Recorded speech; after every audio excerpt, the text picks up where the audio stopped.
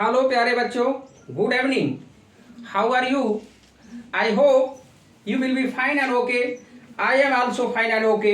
I welcome you in SSP Academy. जैसा कि आप जान रहे हैं कि इस समय मैंने ग्रामर पार्ट्स ऑफ स्पीच को शुरू किया है। बड़ा ही महत्वपूर्ण व्याकरण की दृष्टि से होता है।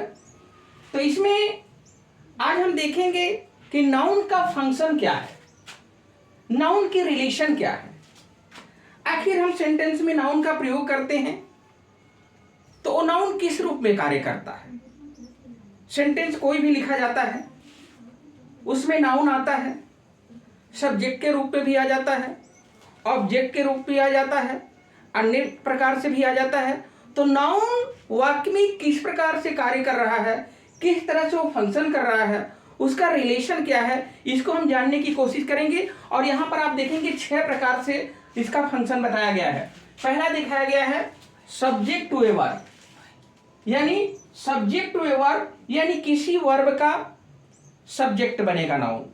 यानी इसी को हम क्या कहते हैं, दूसरा नाम अगर आपको याद रखना होगा तो इसी को हम क्या कहते हैं नॉमिनेटिव केस भी कहते हैं। क्या कहते हैं? नॉमिनेटिव केस भी। क्या कहते हैं? नॉमिनेटिव केस, इसी को कहा जाता है कर्ता कारक। दूसरा आपका है ऑब्जेक्टिव केस, यानी object to a verb. Objective case कहिए या ऑब्जेक्ट टू ए वर्ब, यानी नाउन क्या करेगा, किसी वर्ब का ऑब्जेक्ट बनेगा। पोजीशन टू ए नाउन, और नाउन एक दूसरे नाउन पर अपना पोजीशन दिखाएगा, अधिकार दिखाएगा, उसको possession to a noun. Possession का मतलब जानते हैं कि एक अधिकार होता है किसी चीज पर कैपेसिटी कायम करना। कंप्लीमेंट टू ए वर्ब, किसी क्रिया का पूरक नाउन बनेगा। केस इन अपोजिशन, जिसका मतलब होता है पोजीशन का मतलब साइड बाय साइड, पास पास, तो किसी नाउन को केस इन अपोजिशन बनाएंगे। नॉमिनेटिव ऑफ एड्रेस, यानी संबोधन, यहां पर आप ध्यान दीजिएगा, उसको आप चाहे वोकेटिव केस कहिए या कॉलिंग केस कहिए। तो ये 6 प्रकार से वाक्य में नाउन अपना कार्य करता है। जरा देखिए एग्जाम्पल के माध्यम से। देखिए पढ़ाई करनी है तो हम सेंटेंस को जब तक नहीं समझेंगे, जब तक उसके फंक्शन को नहीं समझेंगे, जब तक उसके रिलेशन को नहीं समझेंगे, तब तक सेंटेंस लिखना, पढ़ना और बोलना बेकार। तो अगर ग्रामर आपको अच्छी तरीके से समझना है तो नाउन का क्या कार्य है सेंटेंस में, ये हम देखेंगे। तो देखिए लेट्स बिगिन।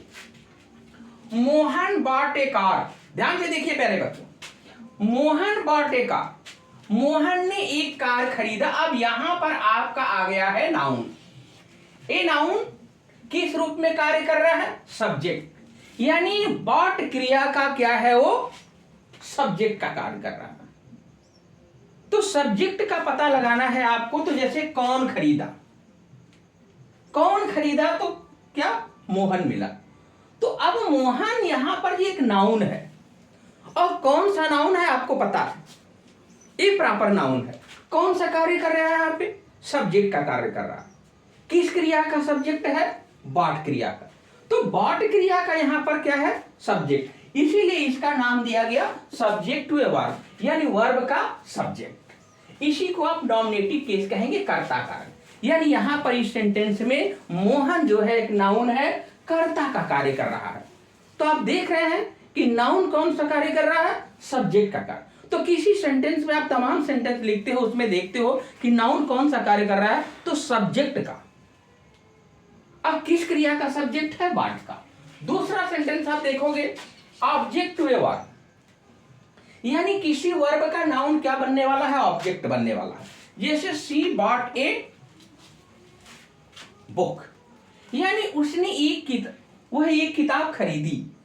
तो क्या खरीदी, यहां पर आपका क्या है? बुक, ये नाउन है। अब वाक्य में ये आपका कौन सा नाउन है आपको अच्छी तरह से पता होना चाहिए। हाँ, कौन सा नाउन है बता सकते हैं? प्रॉपर नाउन की कॉमन नाउन? अभी क्या है, ये कॉमन नाउन है। तो अब यहां पर आपको जो नाउन है, ये नाउन कौन सा कार्य कर रहा है? ऑब्जेक्ट का कार्य कर रहा है। अगर यहां ये सब्जेक्ट का कार्य कर रहा है तो यहां ये ऑब्जेक्ट का कार्य कर रहा है। तो यहां आप कहोगे कि बॉट क्रिया का नाउन क्या है? ऑब्जेक्ट है। यानी इस सेंटेंस में आप देख रहे हो कि इसका जो फंक्शन है, जो इसका कार्य है, वो ऑब्जेक्ट का कार्य कर रहा है। दूसरा एक चीज आपको देखेंगे कि एक जो दूसरा एग्जाम्पल मैंने यहां दिया है, रमेश टॉट रवि हिंदी, यानी रमेश ने रवि को हिंदी पढ़ाया। अब यहां देखिए आपके दो ऑब्जेक्ट, ठीक है। अब क्या पढ़ाया, किसको पढ़ाया? तो एक सेंटेंस आप याद रखिए, जैसे he gave me a book, इसको समझना जैसे उसने मुझे एक किताब दिया। तो क्या दिया, तो क्या के उत्तर में आपका कौन सा ऑब्जेक्ट आता है? डायरेक्ट। और किसको के उत्तर में क्या आता है? Indirect object. तो यही चीज आपको समझना है यहां पर। तो रमेश टॉट, सिखाया यानी पढ़ाया, रवि को हिंदी पढ़ाया। तो यहां पर आपका क्या क्या पढ़ाया? हिंदी। क्या के उत्तर में जो मिलता है वो डायरेक्ट ऑब्जेक्ट होता है। तो यहां पर नाउन कौन सा कार्य कर रहा है? ऑब्जेक्ट का। लेकिन कौन सा ऑब्जेक्ट है? डायरेक्ट। समझ में आया बात? क्यों? क्योंकि क्या से जब प्रश्न करोगे, क्रिया में क्या लगाओगे? क्या पढ़ाया? हिंदी पढ़ाया। जैसे यहां क्या दिया? एक किताब दिया। तो यहां पर आपका ये डायरेक्ट ऑब्जेक्ट कहा जाएगा। इनडायरेक्ट यानी किसको पढ़ाया, जब क्रिया में किसको लगाते हैं तो हमारा इनडायरेक्ट ऑब्जेक्ट होता है। कौन सा ऑब्जेक्ट होता है? ऑब्जेक्ट है, लेकिन कौन सा है? ये इनडायरेक्ट है। और आपको ये देखना है कि ये दोनों रवि और हिंदी है क्या? दोनों नाउन है। क्या है? ये भी नाउन है, ये भी नाउन है, नाउन है। तो अब यहां पर आपको देखना है कि डायरेक्ट ऑब्जेक्ट के रूप में है, इनडायरेक्ट ऑब्जेक्ट के रूप में नाउन कार्य कर रहा है। जिसको पता लगाने के लिए हम क्रिया में क्या या किसको लगाते हैं तो हमें आपको ऑब्जेक्ट की जानकारी हो जाती है। तो ऑब्जेक्ट दो प्रकार के होते हैं, एक डायरेक्ट ऑब्जेक्ट होता है कि इनडायरेक्ट। तो नाउन यहां पर आपको फंक्शन देखना है, कार्य देखना है कि नाउन कौन सा कार्य कर रहा है। यहां पर रवि जो नाउन है, कौन सा ऑब्जेक्ट का काम कर रहा है? इनडायरेक्ट का। यहां पर हिंदी कौन सा है आपका? ये भी ऑब्जेक्ट है, लेकिन ये हिंदी नाउन है और कौन सा ऑब्जेक्ट का कार्य कर रहा है? Direct object. ठीक है। तो इस तरीके से आप किसी भी सेंटेंस में जाएंगे तो नाउन को देखेंगे, नाउन कार्य कौन सा कर रहा है। इसीलिए इनको कहा गया कि ऑब्जेक्ट टू ए वर्ड, यानी ये स्टार्ट जो क्रिया है, स्टार्ट क्रिया के क्या है? ऑब्जेक्ट है। कितने ऑब्जेक्ट है? दो, एक इनडायरेक्ट और एक डायरेक्ट। ओके। अब देखेंगे पोजेसिंग टू ए नाउन, यानी एक नाउन का दूसरे नाउन पर अधिकार। जैसे कहा गया राम्स वॉच। अब देखिए यहां पर ये देखना है आपको। अब यहां पर पोजीशन दिखाया गया है, यानी मोहन का उस घड़ी पर क्या है? अधिकार है। Ram's house, Ram's pen, Ram's book, Ram's table. तो कहने का मतलब होता है कि किसी भी एपिस्ट्रॉफी लगाते हैं, याद रखिएगा, एपिस्ट्रॉफी लगा करके हम अधिकार को शो करते हैं एक वचन के लिए। ठीक है। बहुवचन में अगर जाना है तो बहुवचन में कैसे लगाया जाता है ये देखिए। बहुवचन में कामा, ये यहां पोजीशन लगाते हैं, ये यश के बाद लगाते हैं। अगर इसके पहले आप लगा रहे हो तो ये एक वचन होगा। जैसे बॉयज स्कूल, लड़कों का स्कूल। गर्ल्स, अगर गर्ल्स को यहां करना है आपको GIRL ऐसे, तो यहां पर कहने का मतलब आपका है ऐसे करना होगा, सिर्फ कामा देना है। अगर बहुवचन में जाएंगे तो स्कूल, ठीक है, ये लड़कियों का स्कूल। अगर यहां पर अगर आप एक के लिए लगाते हो जैसे बॉयज स्कूल, तो इसका मतलब होता है कि लड़के का स्कूल, लड़कों का नहीं। तो जब यस के पहले आप यहां एपिस्ट्रॉफी दोगे तो एक वचन माना जाएगा, और यस के बाद यहां अगर एपिस्ट्रॉफी लगाओगे तो बहुवचन माना जाएगा। यानी लड़कों का स्कूल, लड़कियों का स्कूल, यहां एक लड़का बदल गया। तो ये देखना है आपको कि नाउन कौन सा शो कर रहा है? पोजीशन दिखा रहा है। क्या दिखा रहा है? पोजीशन दिखा रहा है, ये पोजीशन। तो कहने का मतलब होता है कि नाउन क्या कर रहा है? एक नाउन का क्या है? अधिकार है। जैसे राम मोहन का अधिकार किस पर है? घड़ी पर। अभी राम वॉच बोल दिया या मोहन से पेन बोल दिया, तो मोहन का पेन पे अधिकार है, यहां मोहन का घड़ी पर अधिकार है। तो कोई भी बोल सकते हो, मोहन से वॉच है, मोहन से पेन है, मोहन से टेबल है, मोहन से हाउस है। ठीक है। तो ये आपको एपिस्ट्रॉफी लगाना पड़ेगा। और ध्यान दीजिएगा कि बहुवचन में यहां ऐसे लगाते हैं, यस के बाद लगाते हैं, और एक वचन में यस के पहले लगाते हैं एपिस्ट्रॉफी। ठीक है। इसके बाद कंप्लीमेंट हुए बात, देखिए पूरक। अब नाउन एक पूरक का काम करेगा, एक कंप्लीमेंट का काम करेगा। आप देख लो यहां पर मोहन इज ए टीचर। अब यहां पे मोहन है और ये टीचर है, तो कंप्लीमेंट टू ए वर्ब, यानी आपकी जो बी क्रिया है इज है, इन दोनों को कंप्लीमेंट का मतलब होता है पूरक जोड़ने का कार्य। अब इन दोनों को अगर अब इनमें से आप इज हटा दो, आप इसको हटा दीजिए, तो इसका मतलब हो गया कि इसका कोई मतलब नहीं रह गया, इसका कोई मतलब, कोई सेंटेंस नहीं रह गया। अब इन दोनों को जोड़ने का जो कार्य कर रहा है, कौन कर रहा है? इज। इन दोनों को जोड़ रहा है भाई, ठीक है। तो ये भी नाउन है आपका और ये भी नाउन है, तो ये नाउन कंप्लीमेंट कर रहा है। कंप्लीमेंट किसका? कंप्लीमेंट टू ए वर्ब, यानी बी क्रिया का। इधर भी कंप्लीमेंट नाउन है और इधर भी नाउन। तो ये इज क्रिया जो है ये टीचर को, ये मोहन को जोड़ रही है। जैसे आई एम ए स्टूडेंट, तो एम क्या कर रहा है? स्टूडेंट, आई को और स्टूडेंट को जोड़ रहा है। राम वाज ए डॉक्टर, तो राम वाज ए डॉक्टर, तो वाज क्या कर रहा है? राम को और डॉक्टर को जोड़ रहा है। तो इस तरह की जो भी क्रियाएं होती हैं, अक्सर देखेंगे और भी क्रियाएं होती हैं, तो ये क्या करता है? दोनों को जोड़ने का कार्य करता है। तो नाउन क्या कर रहा है? क्या कर रहा है यहाँ पर? एक तरह से ये बी का क्या है? कंप्लीमेंट का काम कर रहा है। ये टीचर और मोहन एक दूसरे से जोड़े गए। किस क्रिया से जोड़े गए हैं? इज से। अगला है case in a position. Case in a position का मतलब होता है, देखिए पोजीशन का मतलब होता है साइड बाई साइड, बगल में। अब जैसे सेंटेंस देखेंगे, ये केस इन अ पोजीशन को दो अल्प विराम के बीच में रखा जाता है, ये ध्यान रखिएगा। जैसे किसी भी व्यक्ति, जैसे रोहित शर्मा का हमने नाम ले लिया, तो रोहित शर्मा का नाम ले लिया, the captain of India made 50 run. आपको यहां भी कामा लगाना पड़ेगा। यहां अगर कोई भी व्यक्ति यहां लिखते हो आप, जैसे आप नरेंद्र मोदी लिख दिए, तो यहां पर आपको the prime minister of India लिखना पड़ेगा, समझ रहे हैं। अगर आपने योगी जी का नाम ले लिया, तो यहां पर आपको क्या करना पड़ेगा?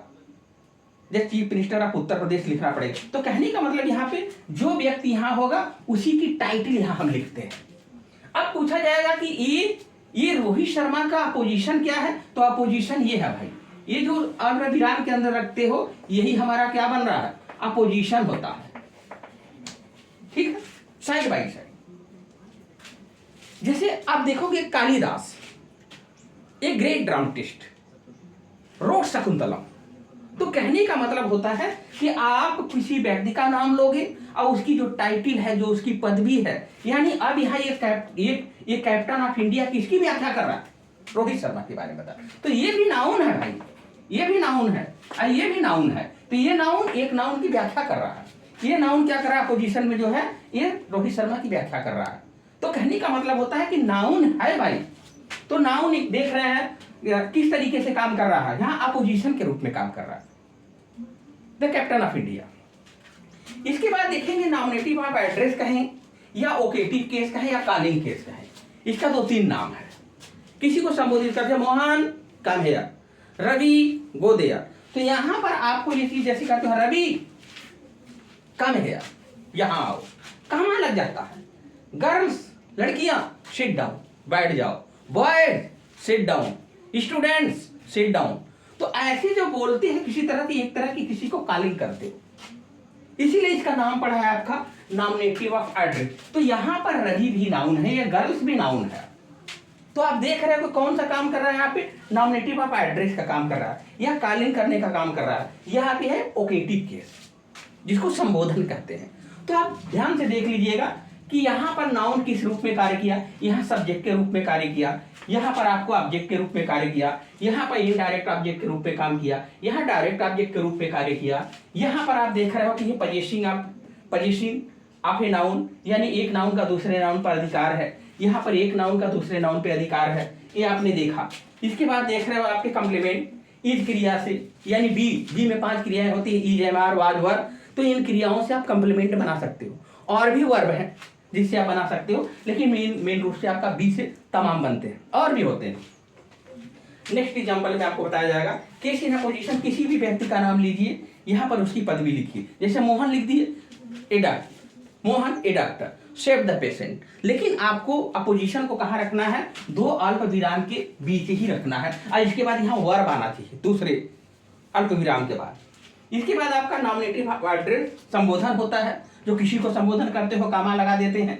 Girls, boy, Meera come here, Sheela go there. इस तरीके से सेंटेंसेस के बोलते हैं। तो यहाँ पर हमने नाउन के फंक्शन को देखा। नाउन सब्जेक्ट का काम कर रहा है, नाउन ऑब्जेक्ट का काम कर रहा है, noun possession to a noun का काम कर रहा है, नाउन कॉम्प्लीमेंट का काम कर रहा है, नाउन केस इन पोजीशन का काम कर रहा है, नाउन नॉमिनेटिव ऑफ एड्रेस का काम कर रहा है। कोई भी सेंटेंस लिखो उसमें देखो कि नाउन का फंक्शन क्या है, उसका रिलेशन क्या है, वो किस तरीके से कार्य कर रहा है, ये देखना बहुत जरूरी है। ओके, तो thank you so much, good luck, bye bye.